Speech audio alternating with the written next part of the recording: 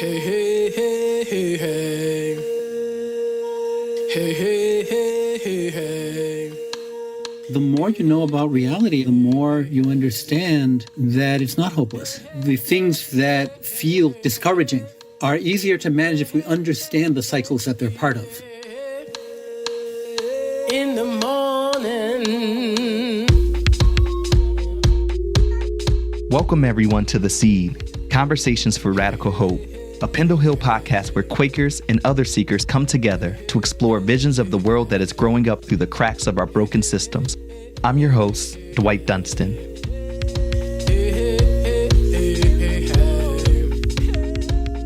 Today we are welcoming Ricardo Levins Morales onto the show. Ricardo is an artist and organizer based in Minneapolis.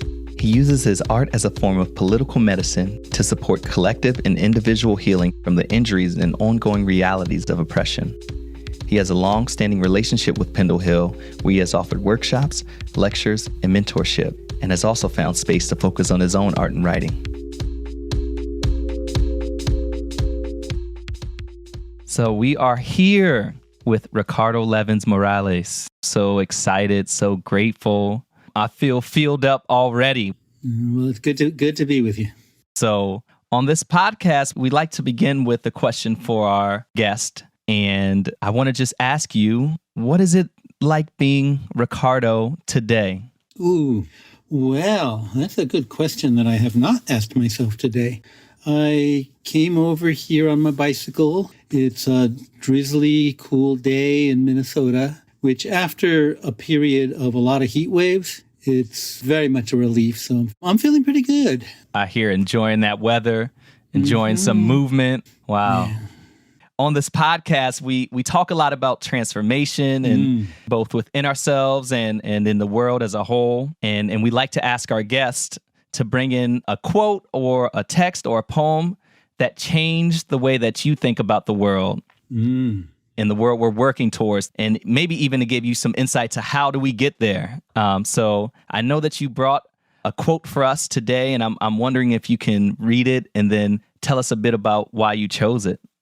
Okay, so this quote is from Amilcar Cabral, who was a visionary leader of the anti-colonial movement in his native Guinea-Bissau and Cape Verde Islands in Africa. And he's influenced me in a lot of ways. But in this quote, he says, "Always bear in mind that the people are not fighting for ideas, for the things in anyone's head. They are fighting to win material benefits, to live better and in peace, to see their lives go forward, to guarantee the future of their children." Why that quote for you? Why? Well, I love the way he keeps it real. You know, I mean, all of those things that he's talking about are the big ideas, right? We can talk about decolonization. We can talk about liberation. We can talk about whatever vision for the future. But what comes down to are those elements of everyday life. We want to live well. We want to be connected to other people. We want to have access to food and the things that this bountiful world offers us. Yeah. Do you remember when you came across this quote? Do you remember the first time you saw it?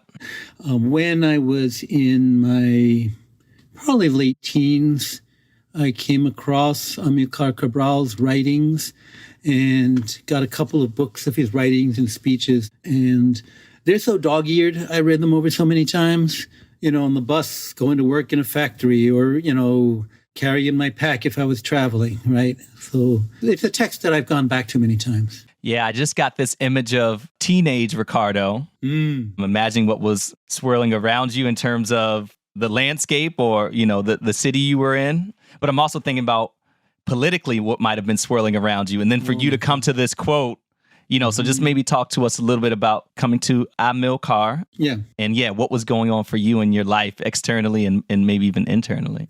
I landed with my family in Chicago from Puerto Rico in 1967. So what was going on then? OMG, right? Yeah, it was immigration and adolescence and revolution. I mean, kind of the perfect storm, right? But my experience in Puerto Rico wasn't as an activist. I was a kid, but my parents were involved in the independence movement there. So that meant that anti-colonial movements all over the world were visible to me. And coming to the U.S., the social movements of the day really were borrowing the language of the anti-colonial national liberation struggles, right?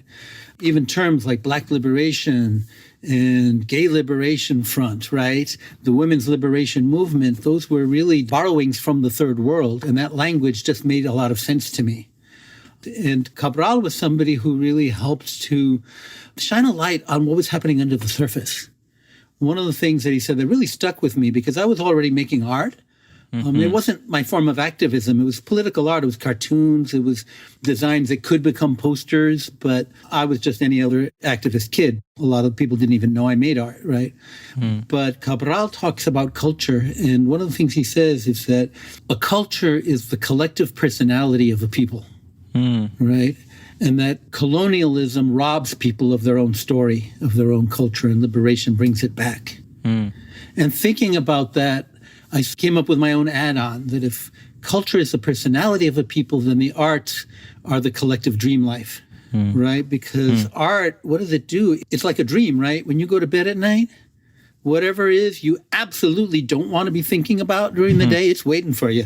And your head hits the pillow, right? Right. And the arts are like that. It bubbles up from the subconscious of a culture, of a people, and all the things that we might want to avoid or not see clearly. And that's why dictatorships are usually pretty aware that they need to shut down culture and discourse and poetry and literature and control it and define truth-telling art as not being real art. Yeah, I'm a hip-hop artist, so much of what you were sharing about, right, the truth-telling nature of art making. And I love how you talked about collective dreaming, that the art is waiting for us when we lay our heads down, you know? That's right. I've heard a lot of hip-hop artists talk about songs or raps or movements coming to them, right, at the end of the day or when they least expect it, it bubbles up.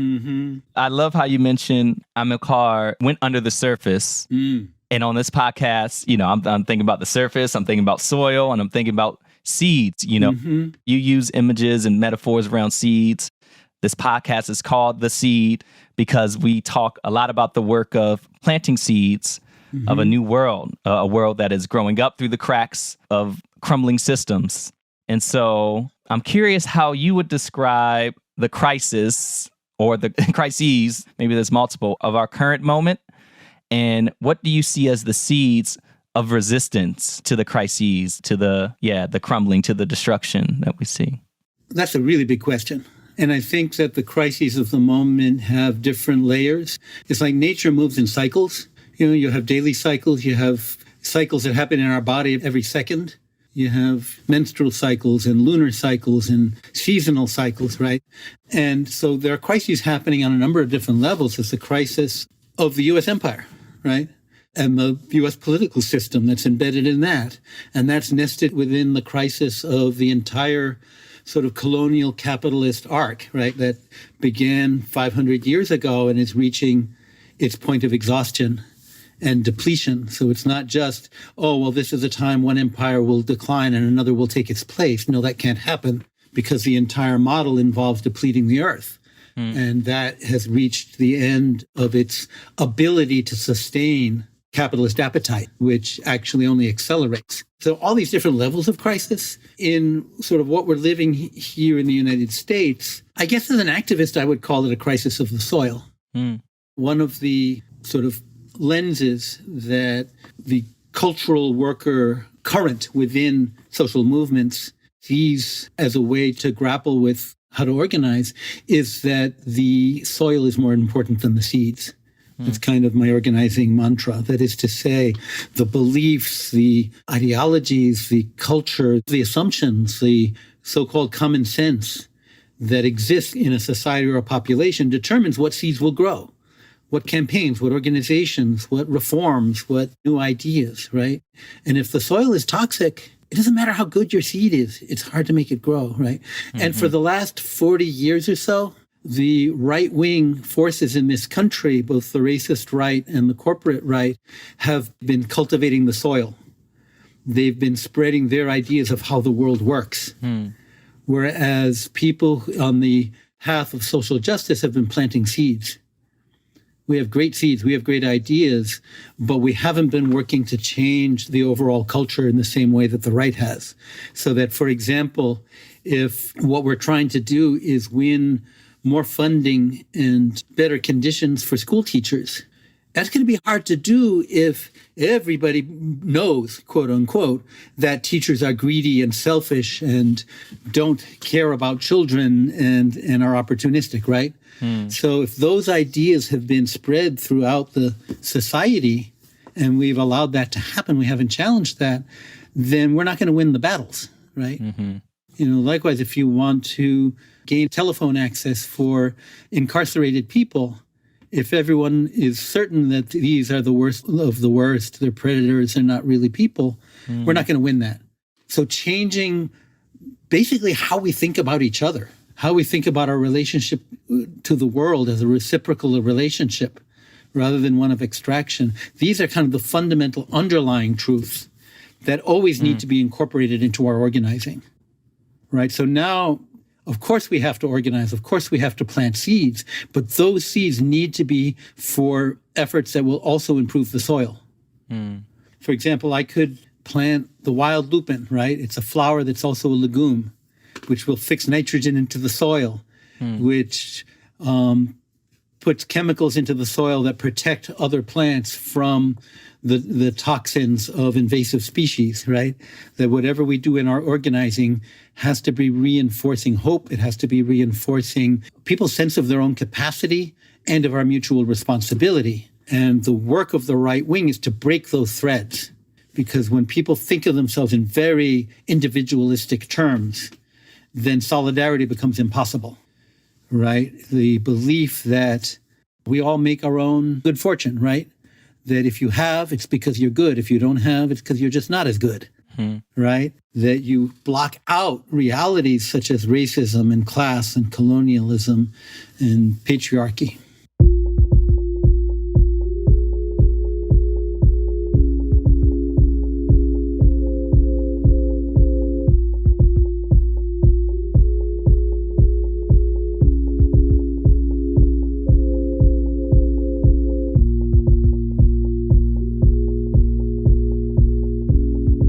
Knowing what you know about this moment, and I love the metaphor of the soil, like where are we putting the seed into? And if the soil's toxic, no matter how good the seed is, it's just not going to germinate. It's not going to have a healthy life. We won't be able to eat what it produces, right? It'll be toxic. So how do you see your art helping to make that soil healthy and rich? Right. So I think about my art as a medicinal practice.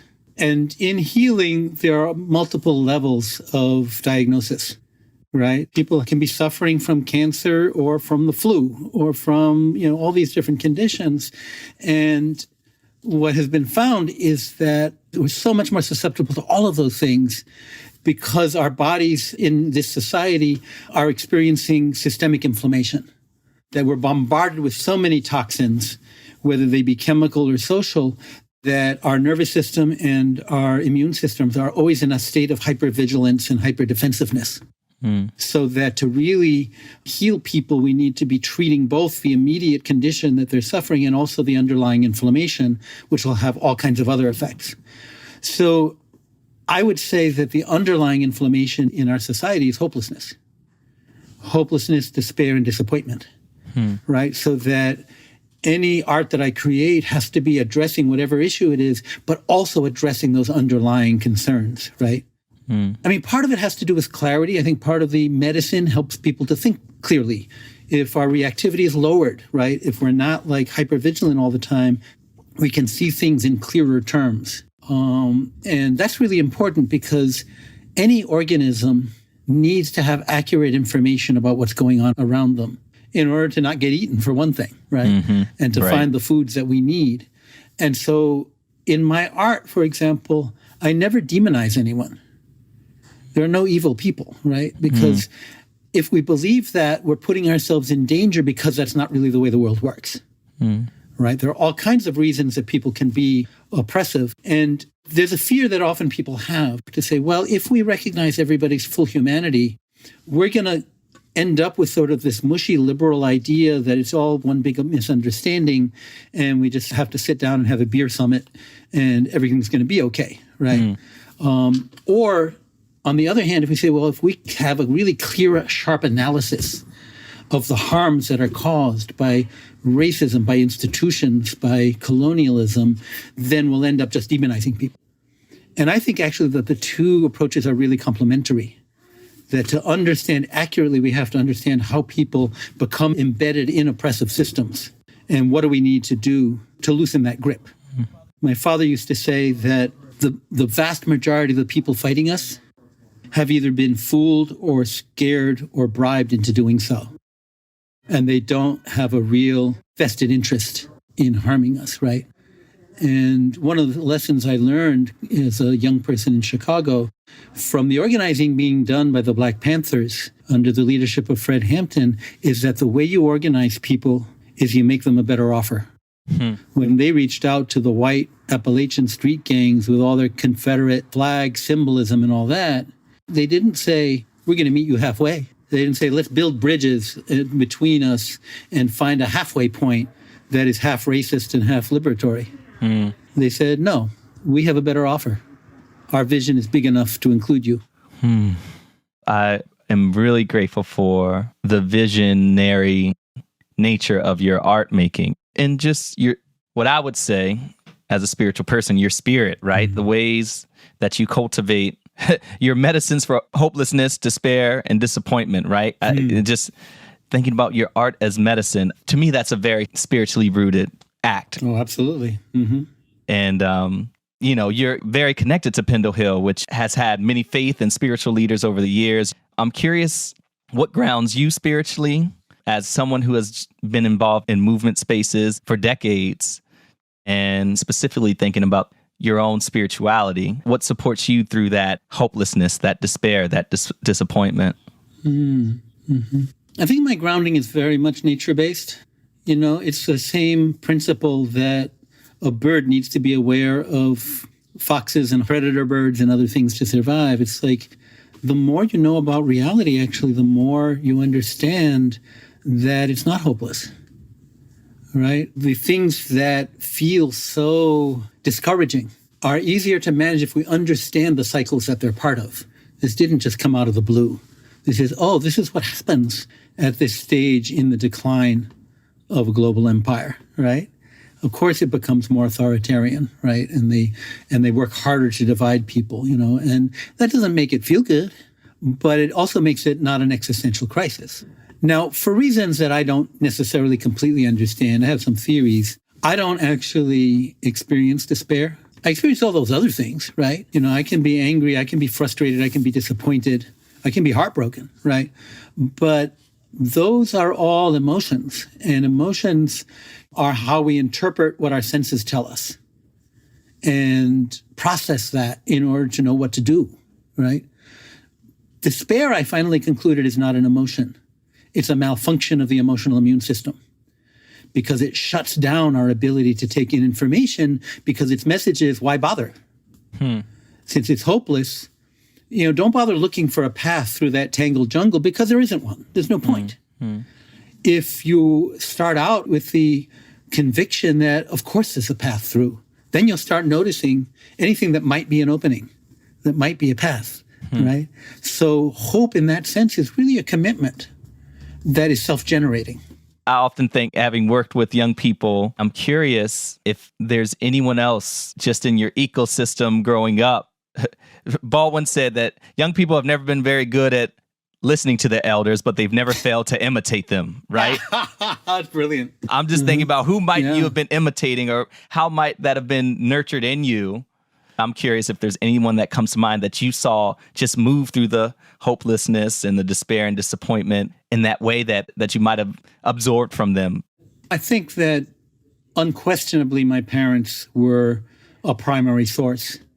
Their commitment to long-term change that they knew they would not live to see, was a model for how you deal with the cycles. Because when everything doesn't work out the first time, it's not crushing because you know that things don't work out the first time.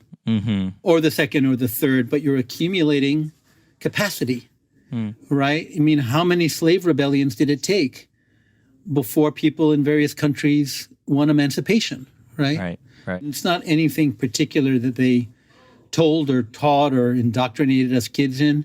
It's simply the way they lived, that. And then, I've referred a lot to growing up playing in the forest, right? And seeing how everything in the forest is cyclical. And nothing on a mountainside has a fast forward button or a pause button or a blinky light. And it doesn't go beep. Well, some of them go beep. Right, but, there's some beeping. I know, right? And again, there's those cycles. Sometimes you have the rainy season reliably, but then sometimes you have a drought instead of a rainy season because there are even bigger cycles at play, right? So that also taught me to pay attention to what you can't see, you can't hear with your senses at the moment, but it's happening anyway. Yeah, I grew up in an area where people grew coffee, either worked on other farms, grew their own. And when you're growing Arabica coffee, the beans ripen at different rates. So you can have a tree that has green ones and red ones, but you want to harvest the red ones because that's what'll get you the good price, right? And so you're always going back and picking from the same trees. But if there's a hurricane on the way, forming in the Lesser Antilles, arcing up through the Caribbean, and it looks like it's going toward Puerto Rico, and you're checking it out on the radio, right? Then you go out there before it hits and you pick all the beans, green and red. Verde rojo, because you want to save the harvest and you want to at least get something from it, even though the price won't be as good, right? Right. So what that teaches us is that walking out into your coffee grove on a nice sunny day doesn't tell you anything about what's happening in the bigger world.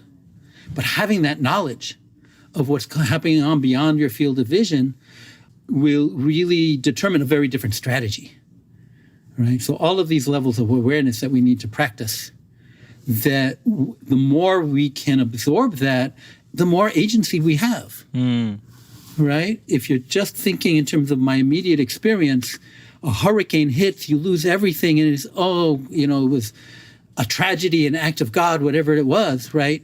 And it's devastating, in part because you didn't know, in part because you didn't prepare. And that's partly where we are right now. I mean, where did Trump come from? Trump came from a lack of preparation.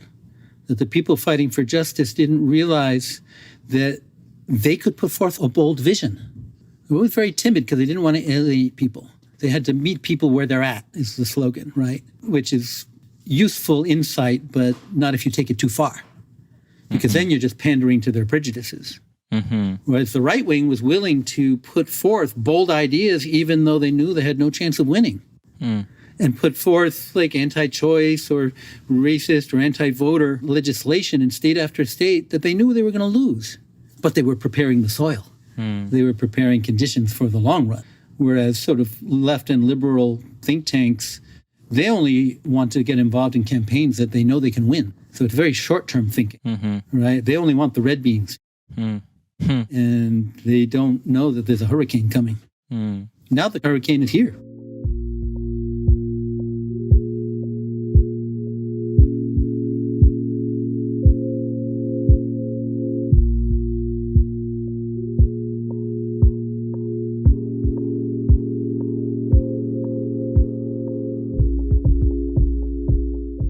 Nature as teacher. I just love the ways that nature has been your teacher. And now through this conversation, it's become my teacher. It's becoming our listeners' teacher. And maybe it is for our listeners. It has been for me in some ways, but I'm just so grateful for the ways you're bringing in your learnings from Mother Earth, from the natural world. Yeah. And I think everything we learn is from nature. Yeah. But sometimes there are distortions of nature, right? So, for example, the capitalist system is based on natural cycles, but some of the functionality has been disabled, right? So that we all have ways in which we regulate, right? We regulate our nervous system. We have impulses, like excitatory impulses that get us to do something. And then we have impulses that counter those so that we don't do reckless things. It's a feedback loop. In capitalism, that feedback loop is disabled, so all you have are excitatory impulses. You can do whatever you want and don't worry about the fact that it destroys the water, the environment, etc. And it's called deregulation. And it really has spilled over into people's personal, emotional, psychological structures, so that being deregulated means nobody tells me what to do, right? I can have impulses. I can say whatever pops into my head. I don't have to be concerned about being considerate about other people, which is why the emergence of a Donald Trump felt so liberating to people feeling constrained in their lives and hemmed in on all sides and having to obey and not having satisfaction, being disappointed in what life has had to offer. And so, this is really, really cool. Regulation is bad, and that's backed up by corporate interests, because if you accept the idea that we need to regulate ourselves, that we have to not do whatever we want in order to support the common good, then that means the entire economic model is not compatible with that. And that's why the battle over climate change is so fierce. Because accepting that climate change is being created by the system we live under means that we actually have to change everything and be in a reciprocal relationship with nature and with each other. And that destroys their entire world. The world of the 1% is to them a beautiful world. With the crystalline sounds of return on investment and stock options, and the almost sort of magical transformations of hedge funds, right? Who would want to damage that to save some little bug? It makes no sense. Right. There's so much to learn. There's so much. And I know for me in my own journey, I'm continuing to learn and grow too. And maybe our listeners, you're listening and curious how all of this is resonating with you. I want to move us to close. It's been such an enriching conversation. And really the close is simple. It's just if there's anything else that you want to share with us here that you feel like you haven't gotten the chance to share. Well, I think what I have concluded is that my life's work really is finding ways to remind people of and validate what they already know. The fact that we are embedded in nature, that can't be changed, right? But the fact that we have become so disconnected from that knowledge can be changed, right? So I think there's a deep listening involved, that we know a tremendous amount. And when you think about the term wisdom, right? Wisdom comes to us usually in the form of proverbs and sayings, things that are passed down, right? Make hay while the sun shines, right? So you don't lose your crop. Don't spit into the wind. That's pretty obvious why you want to do that. All of these things, the journey of 1,000 miles begins with a single step, right? What they're telling us to do is to align our personal choices with the way nature works. Rather than mimicking the oppressive system that has all these techniques, right, and trying to mimic that in order to counter their power. We just really need to have those reminders and listening to those reminders of how the deep cycles work and how we can align with them. Butterflies, the monarch butterflies migrating to Mexico, don't just strain their little wings paddling against all these little breezes and getting knocked into buildings. They ride an updraft up to 11,000 feet, find a current going their way, and float, right? So if we can do that, not fight the current, but figure out where is the power flowing? How do we tap into that? Then we can really tap into that future that awaits us. Wow, I feel tapped in. I feel like I'm tapping in through this conversation and through your sharings, through your experiences, through your wisdom. You're once again bringing nature's wisdom to this conversation. And our time together never ends, right? I mean, this is true of all the people listening. It's like we're in this together. We're in this together. We're doing this. We're doing this. We're tilling the land. We're in the soil. We're planting the seeds. Ricardo, just thank you so much, so much for this time. Well, thank you. It's been lovely. So grateful to be with you, family. Yeah, all right. Hey, hey, hey, hey, hey. Hey, hey, hey, hey. Pendle Hill is a Quaker center open to all for spirit-led learning, retreat, and community. We're located in Wallingford, PA, on the traditional territory of the Lenni Lenape people. visit us at pendlehill.org. To learn more about Ricardo's work, visit rlmartstudio.com. In the morning. The podcast was produced and edited by Ariel Goodman with the support of Pendle Hill Education Director Francis Kramer and Education Associate Anna Hill. Our episodes were mixed by Leah Shaw Dameron. Our theme music is the I Rise Project by Reverend Retta Morgan and Bennett Kuhn, produced by Astronautical Records. If y'all are listening to these last 30 seconds, you made it to the end with us, and we would so love it if you could subscribe, rate, or review us wherever you get your podcasts. It helps us to keep planting those seeds. This project was made possible by the generous support of the Thomas H. and Mary Williams Shoemaker Fund.